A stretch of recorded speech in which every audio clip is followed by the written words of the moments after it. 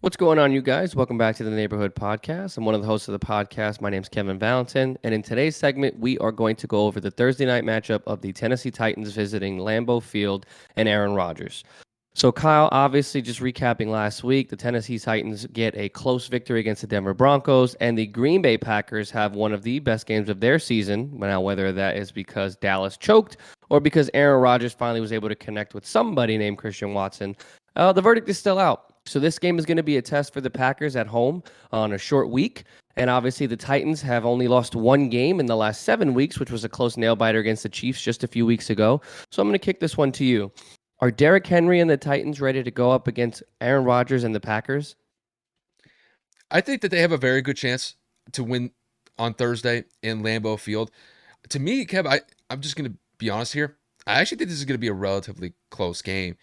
And I think it's really going to be dictated on whether or not that Derrick Henry is going to be able to be effective against that Packers defense.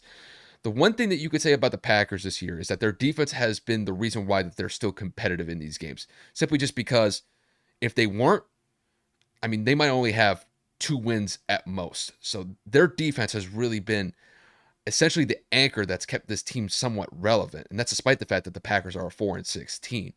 So, going up against Derrick Henry and that Tennessee offense, it's going to be a major challenge for them just because when Derrick Henry is running downhill, there's no defense that can really stop him just because, I mean, the dude is just an absolute machine. He's just an absolute beast.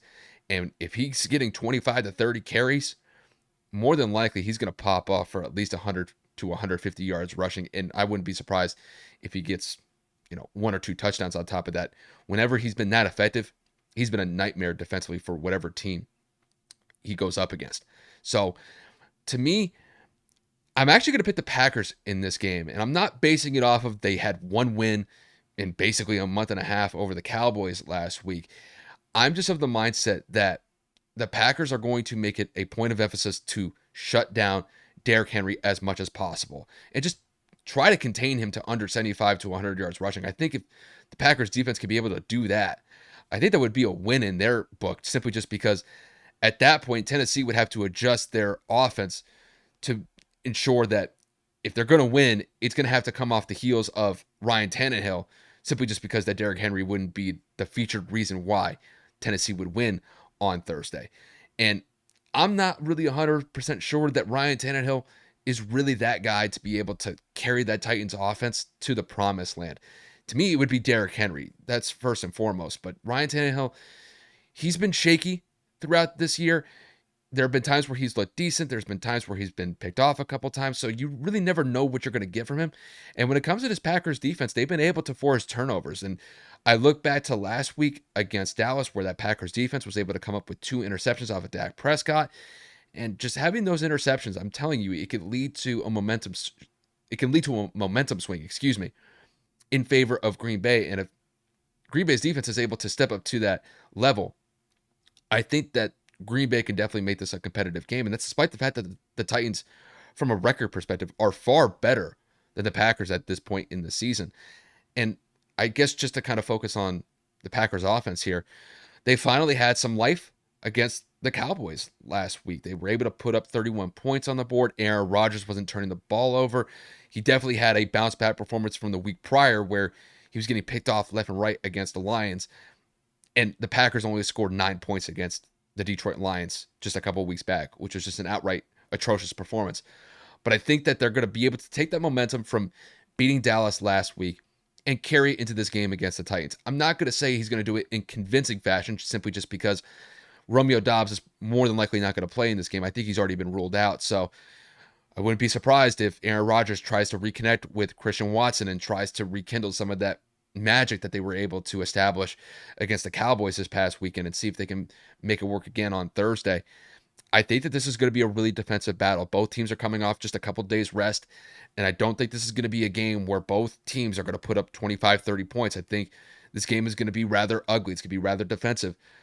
But if I had to guess, I'm going to lean on Ryan Tannehill more than Aaron Rodgers to make the mistakes in this game. And because of that, I'm going to give a slight edge to the Packers. It's not going to be in convincing fashion. I think when this game is settled, I think the Packers may win this one 20-17. just because a lot of their games this year have been rather ugly. Even when they've won, they've been rather ugly. And I think that this game is no exception. And when it comes to the Titans, yeah, they have a 6-3 record, but a lot of their games have been very competitive where they're only winning by just a couple points. They've been able to win these one possession games, but I think in this one, I don't think that's the case. I'm going to pick the Packers in this one. With that win, they would bump up to 5-6 and at least would try to gain some momentum to try to get back into some sort of playoff scenario. It's a long shot for them at this point, but the Packers definitely need this one to have any sort of shot to make the playoffs. And if they don't, their season's pretty much over as far as I see it. So I'm going to go with the Packers on this one. I'm going to say 2017 when it's all said and done.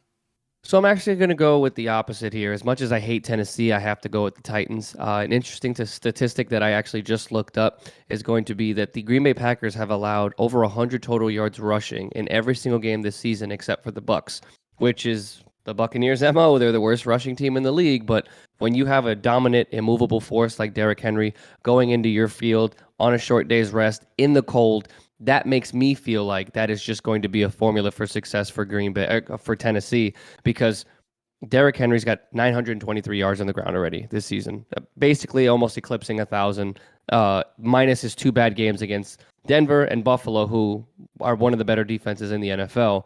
So you chalk up an average game against both of those defenses, he's obviously going to will be well over 1,000 yards at this point. So getting back on track, you have to keep this Green Bay offense off of the field. You have to keep this Green Bay defense tired and winded and keep your offense and gain momentum. If you are able to get play action over the top to where they're consistently running the ball and making the secondary tired and having substitutions consistently coming in and out, that is going to open up the play action for Ryan Tannehill, who statistically over the last couple of years has been one of the best play action quarterbacks in the league because, I mean, quite frankly, when you hand off to a 6'4", 6'3", whatever the hell height that man is, 200+ pound running back, and he's just trampling over defenders. It makes his job just a little bit easier. So I agree with Kyle though in terms of the score. If they are unable to really get the ball in Derrick's hands as much as they want to, I think that they are going to struggle as Green Bay has one of the better passing defenses in the league. It's just their rush defense is just very, very, very inconsistent, as I've already alluded to. So I would assume that this is probably going to be somewhere in the low 20s, probably like 21, 24, something like that, because I think that Aaron Rodgers will get a couple of passes through. I think that Aaron Jones will have an effective game. But again, they need to keep the ball away from A-Rod. They need to figure out a way to just keep feeding Derrick Henry the ball. And if Derrick Henry pops off for 150+ yards, I think Tennessee wins this game pretty convincingly because, again, you're not going to be able to stop him. You're going to have the complete minimal in terms of time of possession. And if Ryan Tannehill breaks off one pass to Burks, I think that this is going to be one of those crazy games that get away from you. But again, I will give Green Bay their credit, their flowers. They played good last week. They found a way to bounce back. And I think this will be competitive for that sake. Again, just because I feel like that motivational win, especially on short week, they're going to have to prove it again that, hey, listen, last week was not a fluke. This is what we need to do. And I think they're going to try to make a statement to try to at least turn their season around. But I'm still going to go with Tennessee. But Derrick Henry's got to be the focal point here, as he is every single week. I think he is the key to their success. And we're going to have to see what happens.